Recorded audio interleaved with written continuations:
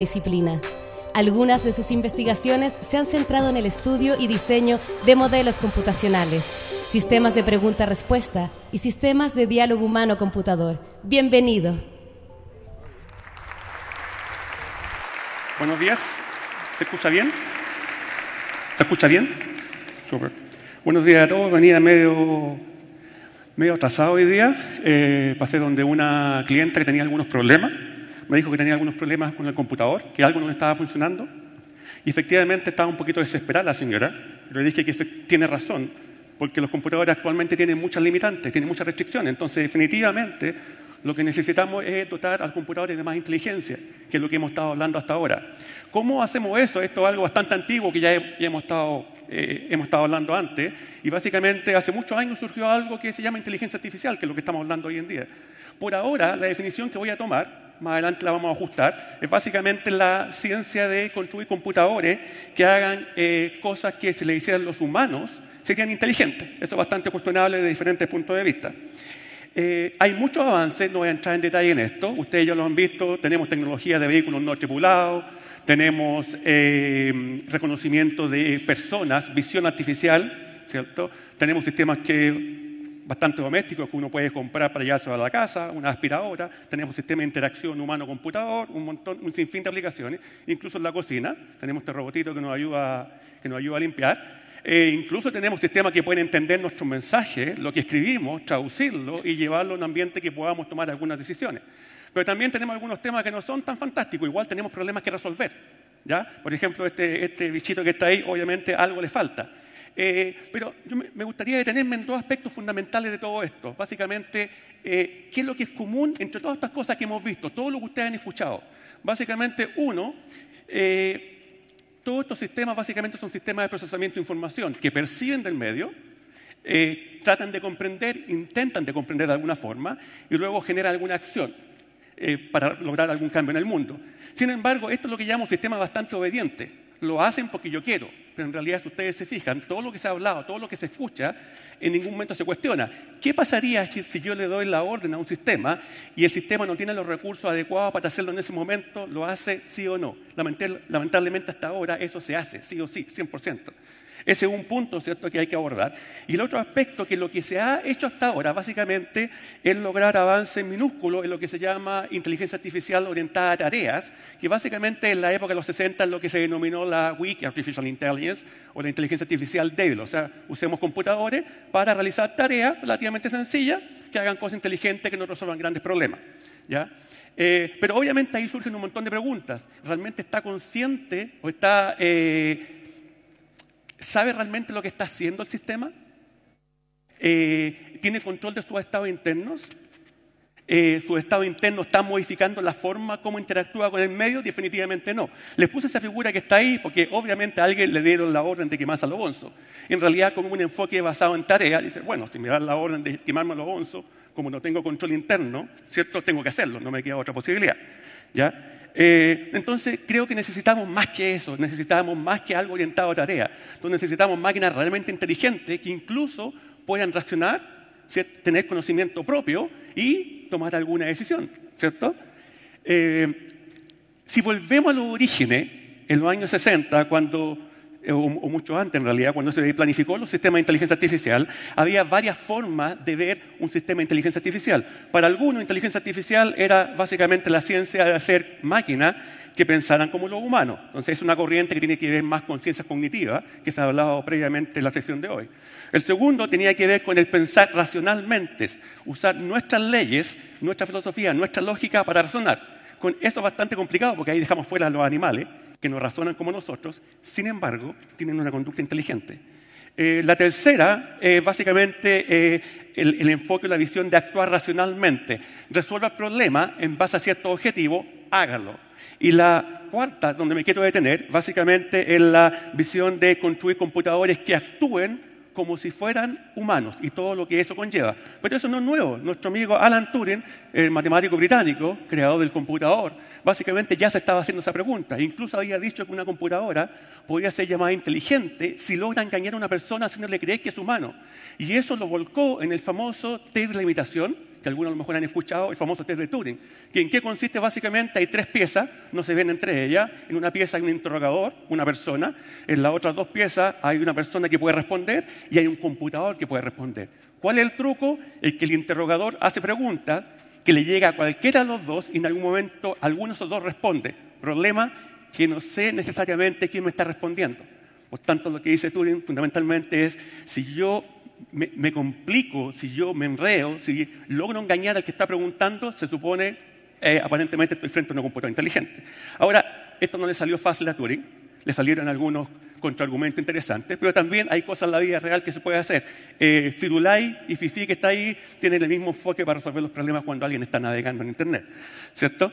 Pero decía que no le salió el trabajo fácil, porque de inmediato vinieron contraargumentos. Dijeron, bueno, esto no puede ser así porque depende quién esté en esa cajita negra respondiendo, ¿ya? Y este famoso argumento de la caja china, propuesto por primera vez por John Searle, que me acabo de enterar incluso que iba a ser uno de los expositores de este congreso y no vino, que básicamente decía, supongamos que hay un ciudadano chino que está haciendo una pregunta en chino y quiere que una caja mágica, esta maquinita, responda una respuesta en chino. Entonces, pregunto, tengo la respuesta. Pero si uno ve lo que está dentro, se da cuenta que estoy engañando. Porque lo que hay es un caballero con diccionario, con un montón de enciclopedias, con un montón de fuentes de conocimiento, que está respondiendo a tonta y a loca, pero en realidad no sabe lo que está haciendo. Entonces, básicamente, eso nos lleva al cuestionamiento de 2 aspectos fundamentales que en realidad postuló Searle. Una, que claramente la cajita, la máquina, no está entendiendo lo que se le está preguntando, y eso de alguna manera lleva al tema de la conciencia. Y la definición de trabajo, porque este es un tema bastante debatido, y hay muchas visiones de dónde mirarlo, de lo cognitivo, filosófico, físico, biológico, computacional.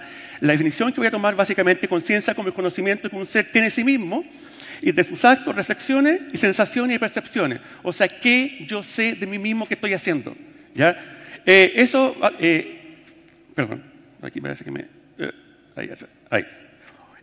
Hay evidencias de eso. De hecho, si uno hiciera algunos ejemplos con alguna imagen de resonancia magnética, un MRI que se llama, y uno trata de visualizar qué es lo que está pasando en nuestro cerebro cada vez que nosotros estamos en cierto estado de conciencia, te das cuenta que hay una activación importante de zona del cerebro.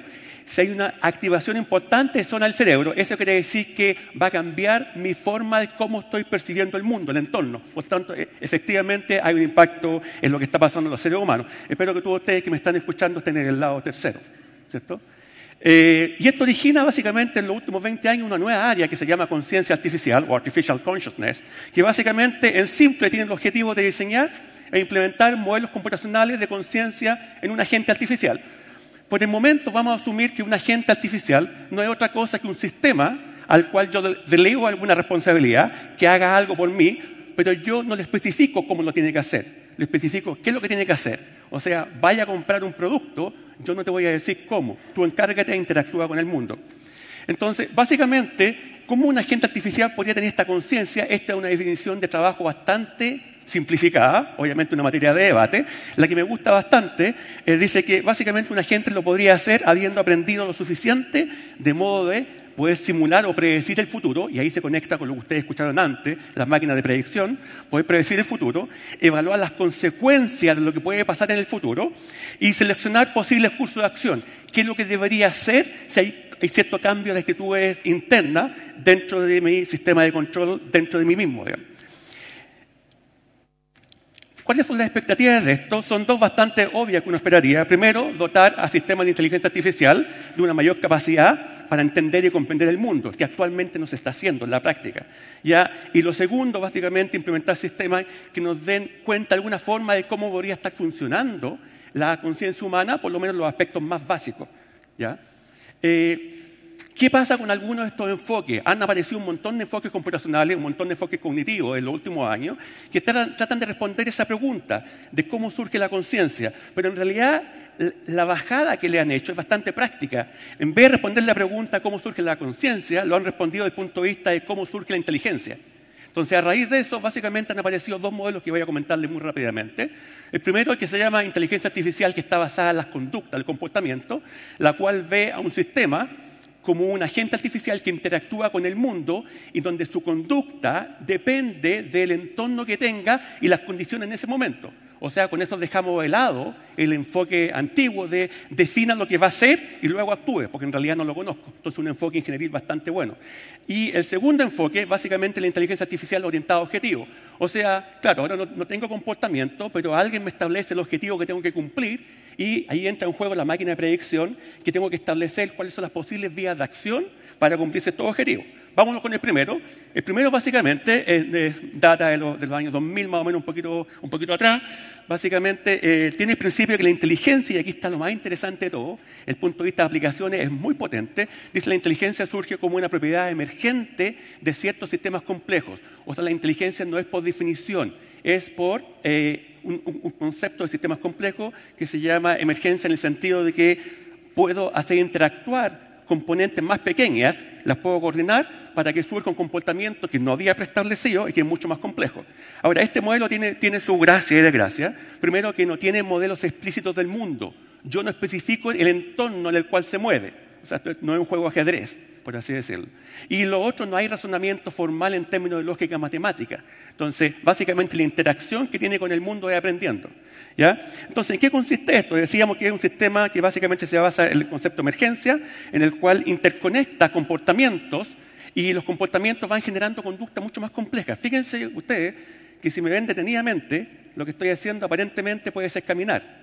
Pero en realidad, si ustedes lo miran desde el punto de vista de comportamiento, no estoy caminando. Lo que estoy haciendo es moviendo articulaciones y las estoy coordinando de tal forma que al observador parece que estuviera caminando. Pero el concepto de caminar no existe. Un poco ese es el supuesto que está por detrás. Entonces, ¿qué es lo que tiene cada comportamiento? Es una acción que está ahí, que se puede activar, que tiene un estímulo de entrada, muy simple, y que tiene una acción de salida. Pero si ustedes se fijan, cuando yo camino, tengo varias conductas que pueden estar interactuando, y seguramente cuando yo camino hacia adelante, ustedes dirán, obviamente no camino hacia atrás. Por tanto, quiere decir que es conducta que están viviendo ahí, conviviendo, pero que se empiezan a inhibir. Entonces, por eso es que este modelito se agregan algunos switches especiales que le dicen, ¿sabe qué? En algún momento algunas conductas que se van a inhibir, suprímala. Ya, párela, porque hay otras conductas que van a ganar. Eso puede ser tanto cuando recibe un estímulo como cuando genera una salida. Si usted no le queda claro, fíjense el comportamiento de su jugador. Fíjense la forma que tiene de agarrar y todavía no la chunta a la pelota. ¿Se dan cuenta qué es lo que está pasando? Ya, hay varias conductas que están luchando por sobrevivir. ¿Ya? Y luchando, algunas se activan, otras se desactivan, pero lamentablemente su máquina de predicción parece que no es muy buena, nunca la chunta. ¿Ya?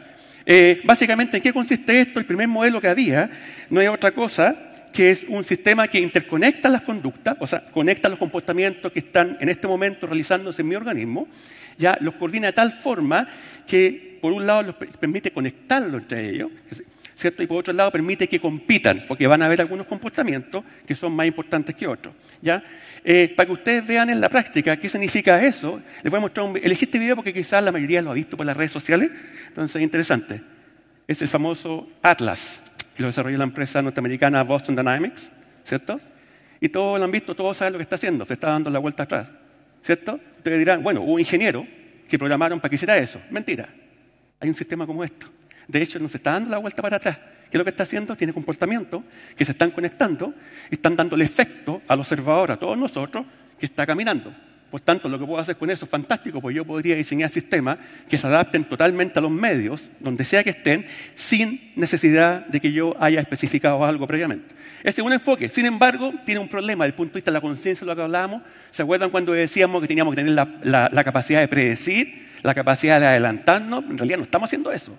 Estamos reaccionando al medio. Por tanto, ahí tenemos algunas dificultades. Y como tenemos algunas dificultades, surge un segundo enfoque, que es este enfoque orientado a objetivos, en el cual tenemos nuestro agente que puede interactuar con el medio, pero tiene objetivos que cumplir. Por tanto, como tiene objetivos que cumplir, tiene que evaluar alternativas. Y como tiene que evaluar alternativas, se puede adelantar en el tiempo, definir, me conviene más una que la otra.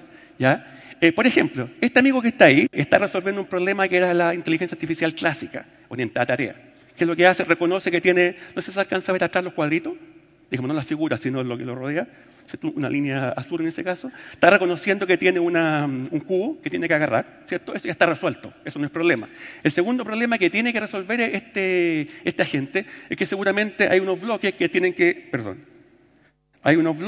permitirle llegar de la situación inicial, que están los bloques A, B, C, distribuidos de cierta forma, a una situación final, que es la que está a mano derecha, ¿cierto? Entonces, ¿cómo lo hace? Bueno, el enfoque anterior claramente no me sirve, ¿ya? Porque tiene que pensar, tiene que predecir qué es lo que va a pasar. ¿Y qué es lo que hago? Bueno, preguntémosle al amigo robot ahí cómo puede planificar. Lo que podemos hacer es asumir que estamos en cierta situación inicial, donde están los bloques colocados en cierta posición, lo que está arriba. El detalle abajo básicamente son representaciones internas que no van a entrar en detalle. Y básicamente lo que yo voy haciendo es coordinando los posibles o prediciendo los posibles movimientos que puedan haber. En ese caso hizo algo interesante, que lo que hizo, movió un bloque encima del otro y luego movió, seguramente la otra movía en mover un bloque encima del otro y ¡chan! Resultado, llegué al estado esperado. ¿Siguen? Entonces, hay una conducta en estado objetivo, interesante, pero aún así, igual tenemos el problema que teníamos al principio. Igual, ¿qué pasa con sus estados mentales? Le estamos ordenando que haga el trabajo, lo hace igual, independiente de los recursos que tenga a su disposición, ¿ya? Entonces, le falta algo, le falta algo. Aquí tenemos una aplicación de eso. ¿Cómo sería en la práctica si yo tuviera un sistema logístico portuario, varias estas palas mecánicas que fueran a buscar bulto? Cada una de ellas, obviamente, está planificando su tarea y tiene otra complicación. ¿Cuál es? Que además tiene que coordinarse entre ellas para resolver el problema en forma cooperativa. Pero ahí tenemos un ejemplo práctico, un sistema de planificación que está ocupando ese esquema. Pero claramente las acciones del plan nunca se cuestionan. Usted tiene que realizar tal acción, tiene que realizar tal movimiento y en realidad es sí o sí, 100%. ¿Ya? Sin embargo, hay situaciones del entorno que básicamente puede que hagan que eso cambie. Por ejemplo, si alguien me pide hacer algo y en estos momentos no tengo los recursos para hacerlo, ¿qué es lo que hago? Una posibilidad es posponerlo. Otra posibilidad es preguntarle a alguno de mis amigos que tengo alrededor si me puede ayudar. Entonces, una variación de eso, perdón, me estuvo fallando la tecnología acá, ahí está. Una variación de eso es que a esta planificación, a este modelo de la máquina de predicción, le agreguemos intenciones. Intenciones básicamente lo que hay detrás es el concepto de diseñar a gente que tengan un modelo, y aquí aparece el tema de la conciencia artificial, un modelo de sus propias actitudes mentales. O sea, qué es lo que piensa el agente que está pasando en su entorno, de forma tal que cuando le llegue alguna instrucción, alguna orden, razone en base a eso y tome la decisión que en otro momento obviamente podría ser totalmente diferente, ¿ya? Básicamente este enfoque es un modelo de comunicación que se basa en unos aspectos súper simples, vienen las ciencias cognitivas, básicamente un modelo mental que tiene 3 grandes componentes, que son bastante fáciles de entender, bastante complicados de implementar, ¿ya? Básicamente un modelo que se llama BDI, las iniciales de BDI vienen de B de beliefs, de creencia, D de deseos, y I de intenciones. Básicamente, ¿qué significa eso? Doto a la gente con la capacidad de establecer qué es lo que cree en un momento dado, y se puede equivocar. Yo creo que en un momento puedo pasar acá, no, en realidad no puedo pasar, estoy al borde, me puedo caer. ¿Cierto? Tengo el deseo de salir de la sala, o de salir para allá, o hacer algo, sin embargo todavía no lo puedo hacer. Y tengo la intención de construir una casa, pero todavía me faltan muchos elementos. Esa es básicamente la concepción que hay detrás de esto. Entonces, si yo lo viera desde el punto de vista de un agente que está interactuando con un entorno, ¿qué es lo que vería? Básicamente, el entorno le está entregando un montón de información sensorial a la gente. El agente está tomando acción, ¿cierto? A partir de sus actuadores, si un robot físico, un actuador, si un robot virtual, una aplicación, no sé, de comercio electrónico, será otra acción. ¿Y qué es lo que está pasando con esa gente? Está razonando en base a su modelo mental. ¿Qué está diciendo, por ejemplo? Mire, ¿sabe qué? En realidad me voy a interactuar con el ambiente y me di cuenta que mis creencias ya no sirven. No es lo que yo pensaba, porque me llegó información perceptual que yo no conocía. Por tanto, actualice las creencias. Como tiene que actualizar las creencias y luego tiene que ejecutar acciones, lo que va a tener que hacer ahora es determinar cuál es la mejor intención a cumplir. Las intenciones para nosotros los humanos se convierten en un determinado momento en objetivo. Y cuando uno se pega a ese objetivo, básicamente dice, lo voy a cumplir sí o sí, es lo que se llama un compromiso. Por tanto, lo que hace el sistema ahora, una vez que me comprometí, voy a realizar o voy a tener en mente esa intención, ese objetivo. Y una vez que eso está claro, genero el plan de acción. Genero el plan de acción y luego, o lo simulo, ahí viene la máquina predictiva, lo simulo y luego ejecuto el plan en la vida real, en este caso en el ambiente en el cual estoy interactuando. Este es un ejemplo, no sé si ahí creo que alcanza a aparecer en tiempo real, por alguna razón a ustedes les aparece mejor que a mí. Esta es la aplicación, lamentablemente fue un caso de un incendio que hubo en Rhode Island, en Estados Unidos, en el año 2003, si no me equivoco, que básicamente hubo un montón de heridos y hubo más de 100 muertos. Básicamente una discoteca en la cual las personas no pudieron salir. ¿Cuál es el principal problema? ¿Por qué interviene BDI? Porque había una creencia. Ustedes ven lo que está en rojo, ¿no se alcanza a ver? Voy a pasarlo. A ver. Para que lo vean. Por alguna razón está pasando cosas diferentes. Los puntos rojos ahí son los puntos de salida normal de emergencia. Sin embargo, lo que todos los asistentes a la discoteca sabían, solamente que hay una sola salida y entrada. El resto de las emergencias nadie las conocía. Por tanto, se fijan en un sistema de creencia que algunos dijeron, bueno, en realidad no hay otro punto por donde salir. Y en realidad, si ustedes se fijan en la simulación, empezó a quedar la embarrada, porque todos se empezaron a desesperar, ¿cierto? Se incrementó el nivel de temor, ¿cierto? La gente estaba, obviamente, alguna aspirando más humo que otra. Y los puntos que están en amarillo, que ustedes se acuerdan, aparecieron antes, básicamente son los guardias. Entonces, ¿qué es lo que empieza a pasar aquí? ¿Cómo se aplica todo esto? Que en un momento el sistema de creencias de cada persona, de cada gente en este caso, empieza a cambiar dependiendo quién tengo al lado. Entonces, lo que hacía es buscar qué guardia tengo al lado que me pueda ayudar y me empezaba a cambiar mi sistema de creencias y obviamente la acción que empezaba a realizar es huya, váyase por la salida de emergencia. Si no hago eso, no tengo forma de saberlo. Este fue un modelo bastante preciso de cómo funcionó en la realidad esta situación, digamos, lamentable en Estados Unidos. Vamos a ver.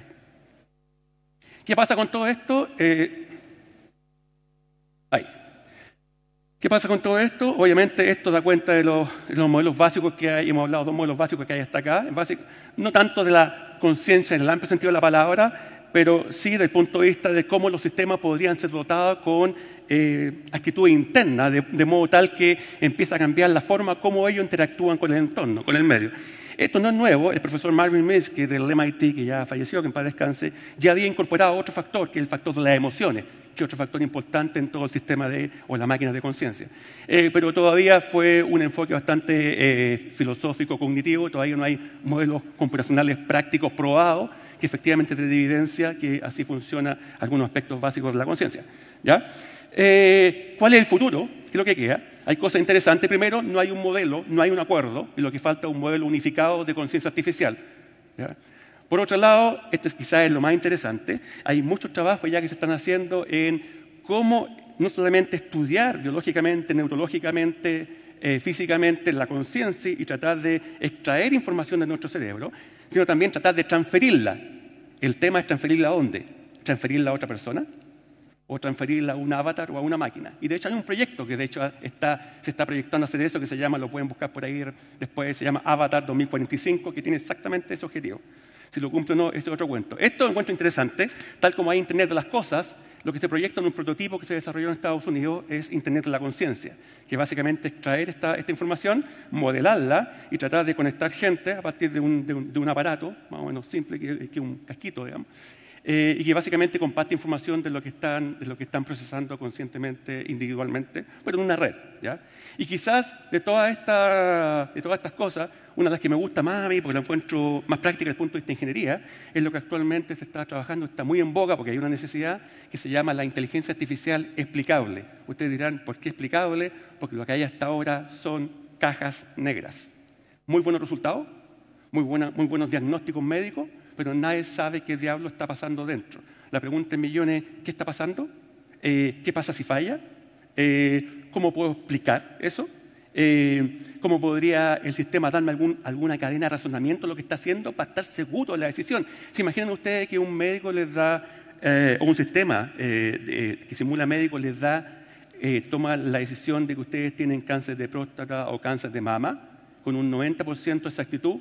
¿Se quedan tranquilos? No. A menos que les dé una buena explicación, o a menos que vayan a ver o tengan una segunda visita, una segunda opinión. Eso es básicamente lo que está pasando ahora a nivel de ingeniería. Esto es lo que tiene. Ya, de hecho, es una necesidad de la empresa. Tiene alto trabajo científico y tiene alta necesidad ingenieril. De hecho, lo que más están trabajando en esto no son centros científicos, sino son empresas que están desarrollando las nuevas tecnologías para tratar de explicar qué es lo que está haciendo el sistema y tratar de, obviamente, convencer a la gente, ¿cierto? Y eso es lo que les quería transmitir. Muchas gracias.